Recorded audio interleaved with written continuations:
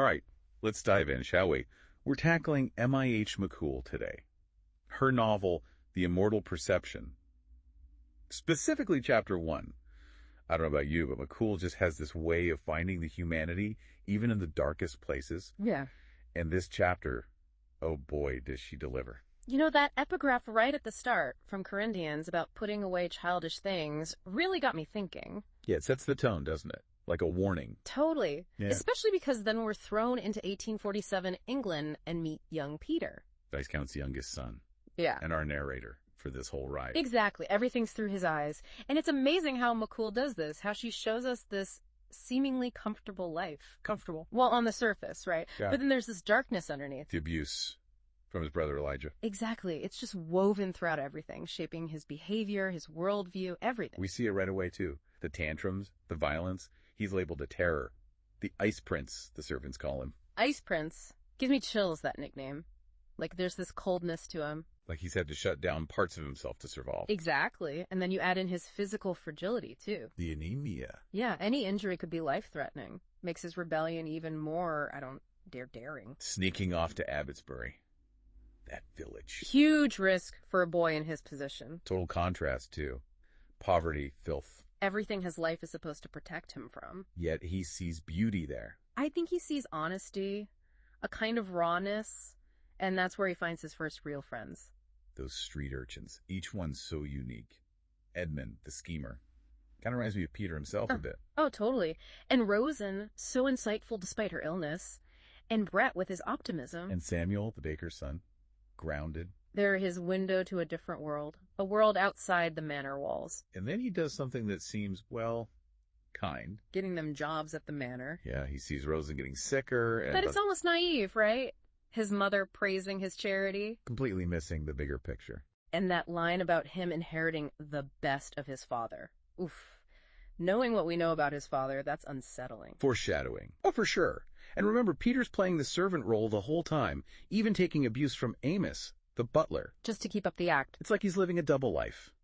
And then Rosen. Her deathbed scene is just wow. Yeah, so much packed into it, the connection they had. She knew who he was all along. But also that revelation about Elijah.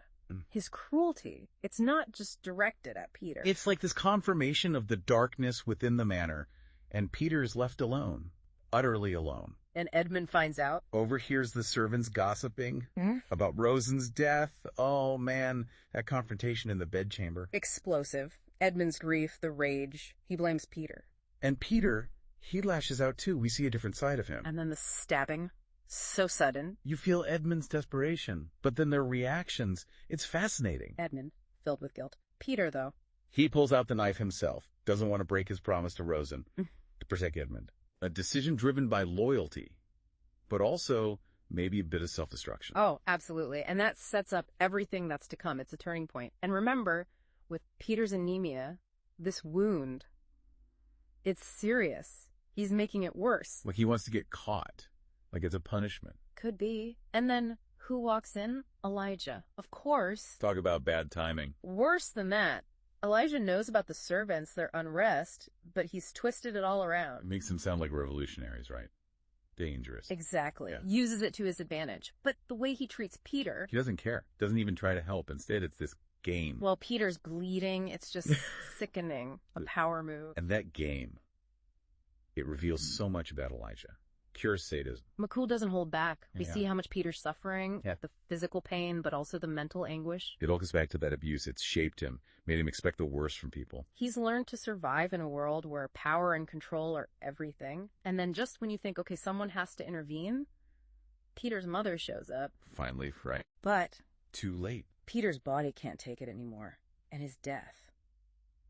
It's not peaceful. It's brutal. A direct result of everything he's been through.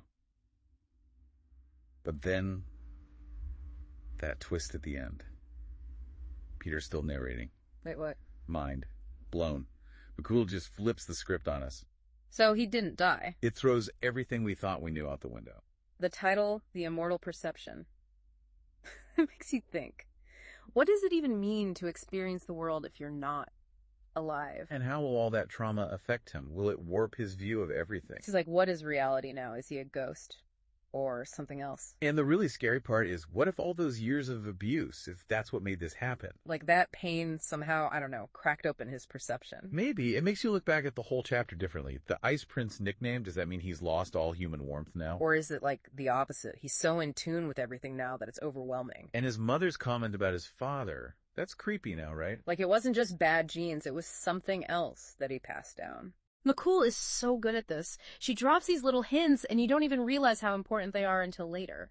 It's like she wants us to think for ourselves, not just give us all the answers. This chapter, it's not just a story, it's like a puzzle box. Abuse, social class, the idea of what even makes us human, she throws it all in there. And she doesn't sugarcoat anything. The way she describes Peter's death, it's brutal.